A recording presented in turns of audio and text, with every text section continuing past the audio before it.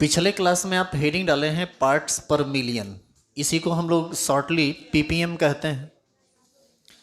और ppm concentration का बहुत ही छोटा यूनिट, ये आपको कल बताए भी थे। इसका यूज, पीपीएम का यूज हम तब या वैसे सॉल्यूशन के लिए करते हैं जहां पर सॉल्यूट बहुत ही कम अमाउंट में देना होता है। पहले आप इसको डिफाइन कर लीजिए, फिर हम आगे की बात बताते हैं। लिखेंगे weight of solute in gram,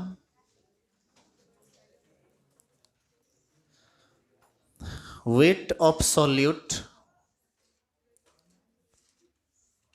weight of solute in gram present in, weight of solute in gram present in 1 million gram, 1 million gram present in 1 million gram, bracket में लिख दीजिए 10 to the power 6 gram. 1 million gram bracket में 10 to the power 6 gram of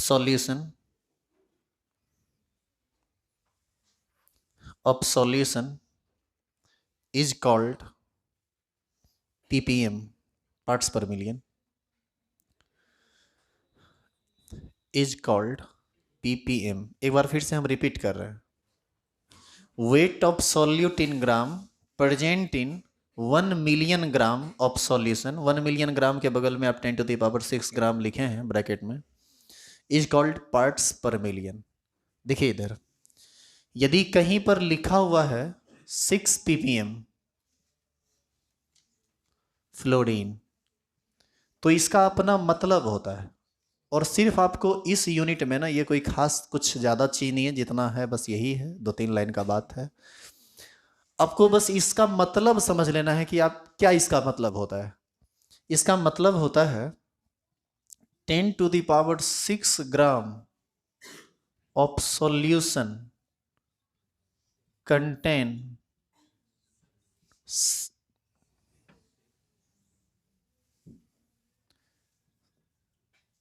6 gram of fluorine. अब जरा सोचिए कि 10 to the power 6 gram solution है। 10 to the power 6 ग्राम को यदि आप किलोग्राम में बदलेंगे तो 1000 kg आएगा, 1000 किलोग्राम आएगा। 1000 किलोग्राम कोई सॉल्यूशन है, उसमें केवल कितना ग्राम फ्लोरीन है? 6 ग्राम। तो क्या ये बहुत बड़ा अमाउंट में सॉल्यूट है क्या? अरे ये तो 1000 की तुलना में, 1000 किलोग्राम की तुलना में तो नेग्लिजिबल है ये। लेकिन फिर भी इतने 6 से 7 या 9 ppm तक की आवश्यकता पड़ती है। आप कॉलगेट में जो लिखा हुआ देखते हैं 7 ppm, उसका यही मतलब होता है। अब समझ लीजिए कि 1000 किलोग्राम जब कॉलगेट बनेगा तो उसमें केवल 9 ग्राम यदि ppm, ये 9 ग्राम यदि फ्लोरीन मिलाया है, तो वही लिखता है वहाँ ऊपर पर कि 9 ppm फ्लोरीन है या 7 ppm फ्लोरीन है। तो ऐसी स्थिति में आपको नहीं लगता है कि इस केस में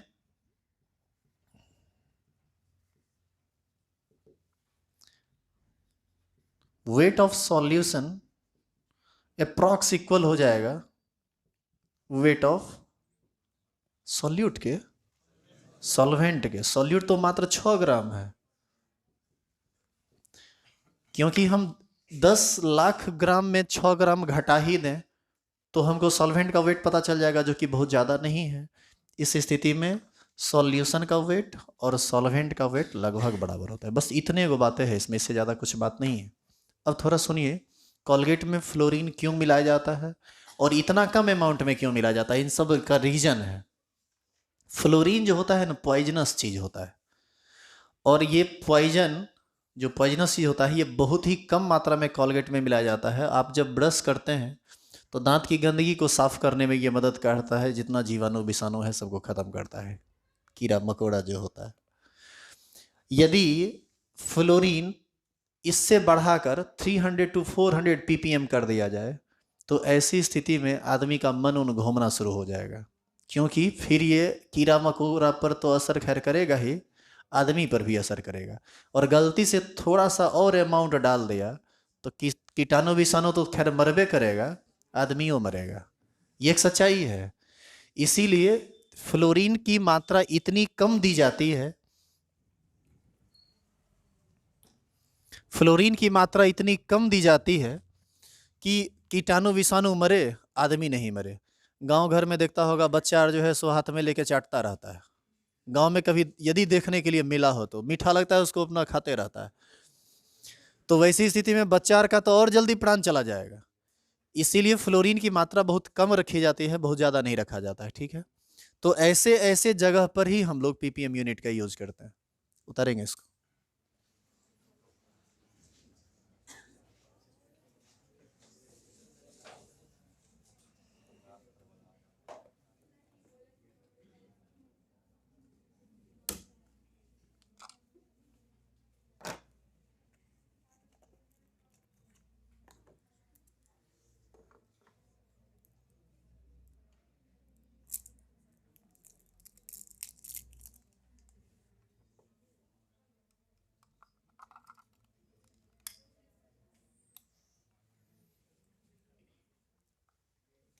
हो गया, उतार ली।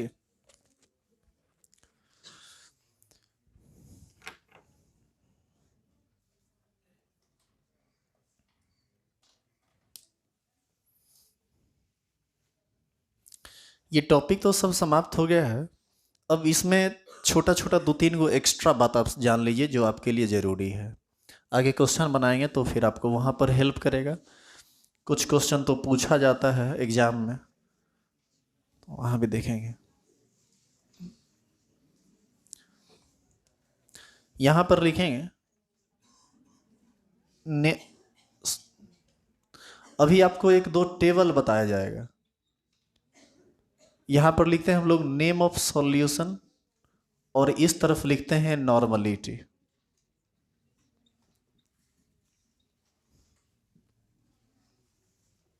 देखो, कहीं भी नॉर्मल सॉल्यूशन लिखा हो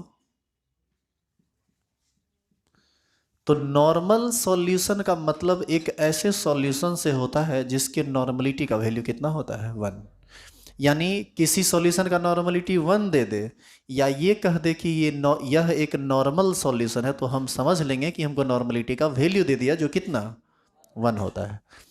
इसी में एक टर्म आता है इसी तरह का, सेमी नॉर्मल। सेमी नॉर्मल का मतलब नॉर्मलिटी कितना, हाफ।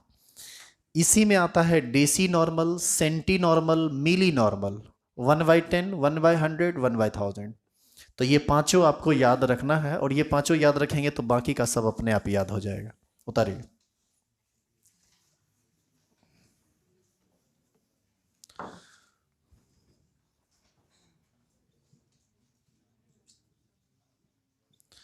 डेसी नॉर्मल का मतलब नॉर्मलिटी 1/10,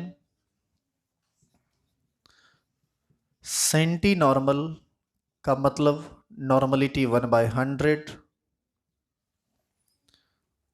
और मिली नॉर्मल का मतलब नॉर्मलिटी 1/1000।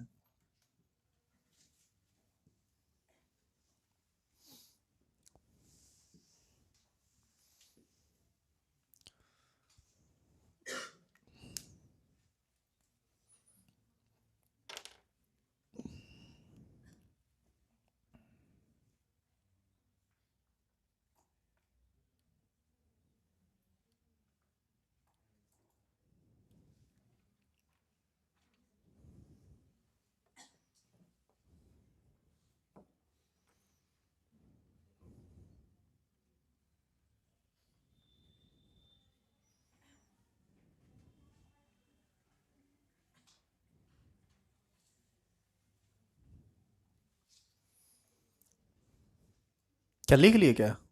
अगला टेबल लिखिए दूसरा। ये बात था नॉर्मलिटी के लिए। इसी तरह का बात आता है मोलरिटी के लिए। यहाँ पर नेम ऑफ सॉल्यूशन लिखेंगे, यहाँ पर मोलरिटी लिखेंगे कैपिटल एम वाला। ये जितना एन है ना, इस सब को हम लोग लिख लेंगे कैपिटल एम। और यहाँ क्या बदलाव होगा, ये होगा molar solution, semi molar, deci molar, centi molar, milli molar.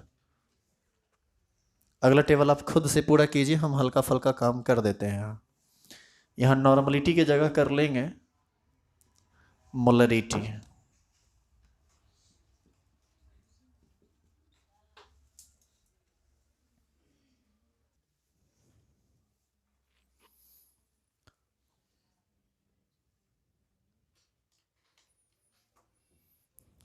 Question जब आप बनाएंगे तो ये सारा वर्ड आपको मिलेगा।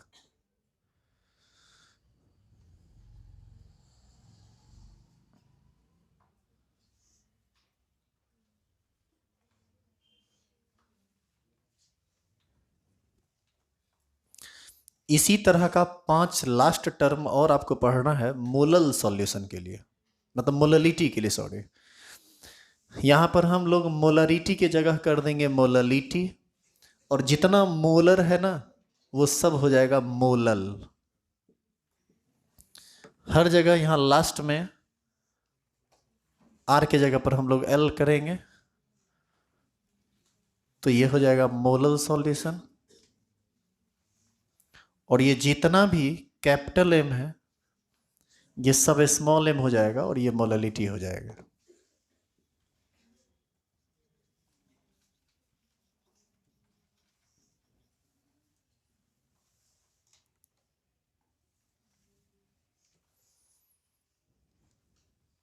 इसका खूब जरूरत पड़ेगा आपको, मोलल सॉल्यूशन का।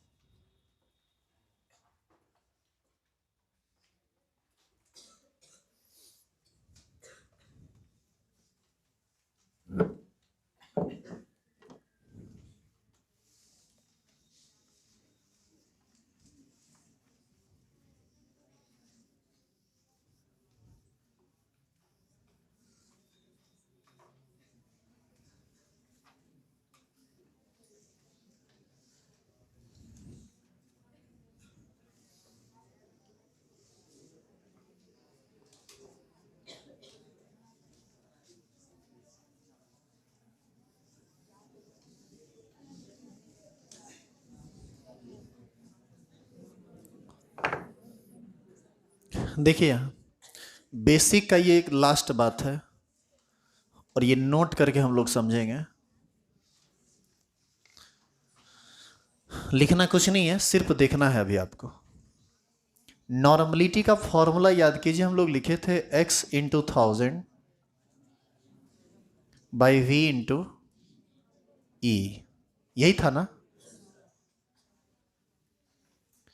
मोलरिटी का formula x into 1000 by v into molecular weight of solute. और मोललिटी का फॉर्मूला हम लोग पढ़े थे a into 1000 by b into molecular weight. देखिए जो चीज समझाना चाह रहे हैं वो 3 चीज पर समझ लेंगे तो बाकी चीजों पर आप खुद से काम कर सकते हैं।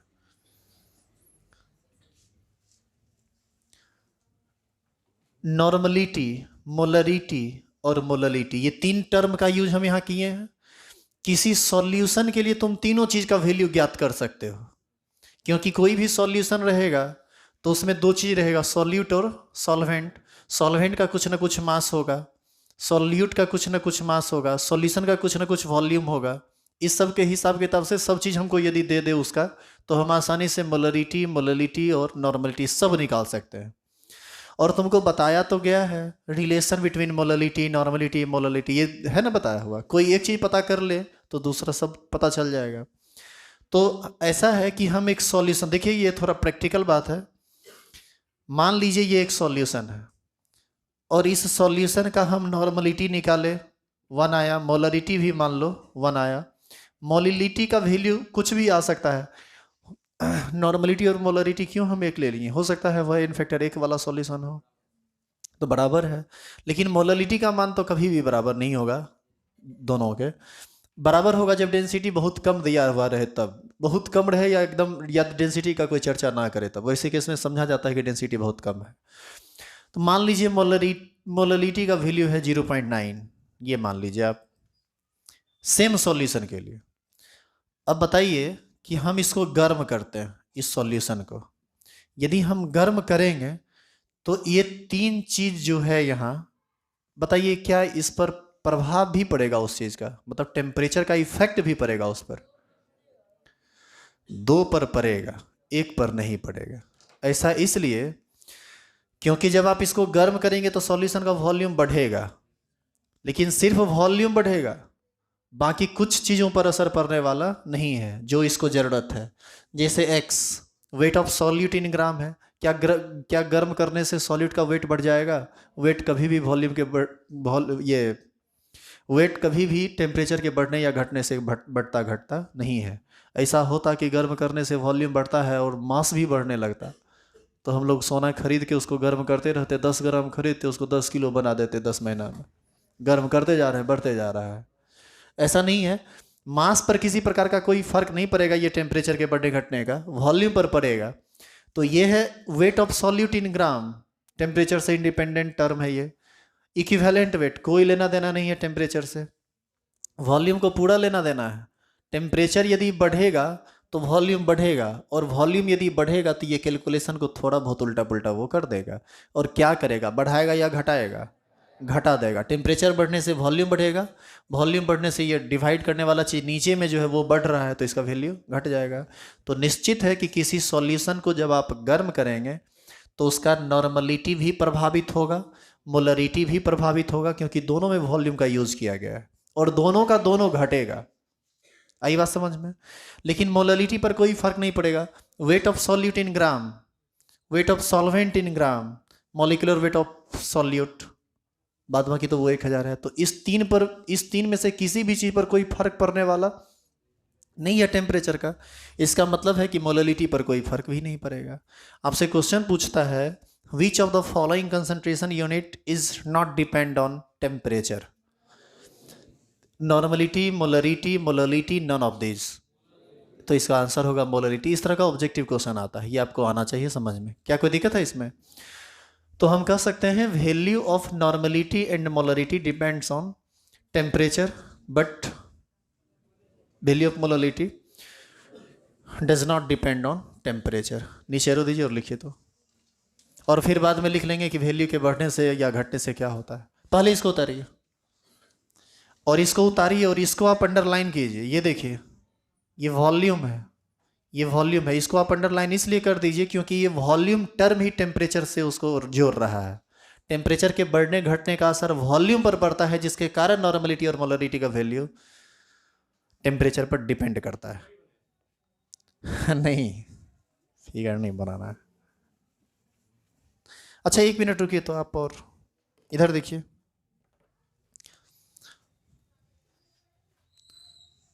परसेंटेज वेट बाई भी, इस पर भी असर पड़ेगा या नहीं?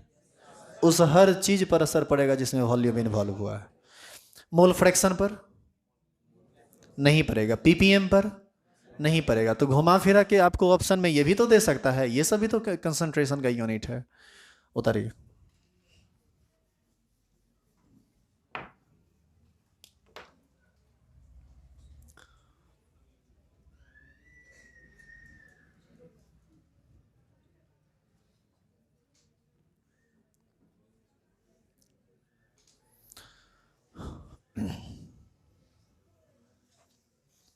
एरो दीजिए, नीचे लिखिए value of molarity and normality,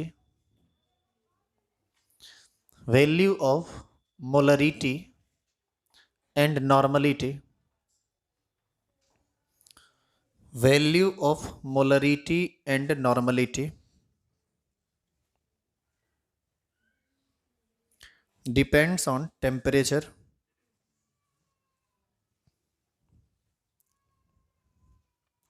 while value of molality while value of molality does not depend on while value of molality does not depend on temperature. Next arrow. सुनिए, यहां से कह सकते हैं value of normality and molarity decreases with increase in temperature. लिखिए, value of molarity and normality value of molarity and normality decreases with increase in temperature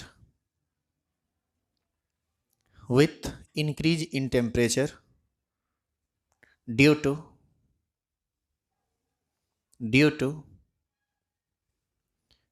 increase in total volume of the solution. Due to increase in total volume of solution. इस chapter का basic समाप्त हुआ. Next class इसका जो theoretical part है उसमें हम लोग स्टार्ट करेंगे कॉलिगेटिव प्रॉपर्टी.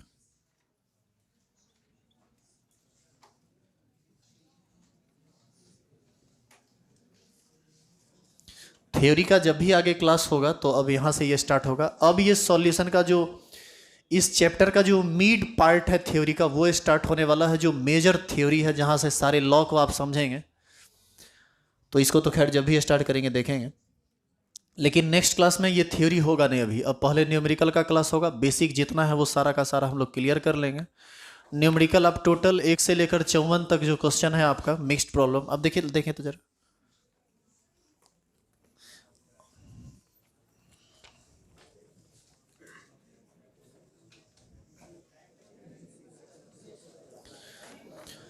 क्वेश्चन नंबर 1 से लेकर 54 तक इस पर अभी काम होना है. पहले हम लोग 54 तक के सारे न्यूमेरिकल्स को क्लियर कर लेंगे तभी अब आगे बढ़ेंगे, क्योंकि जिनका पीछे क्लियर नहीं रहेगा सवाल नहीं पैदा होता है. आप इसको समझ लेंगे.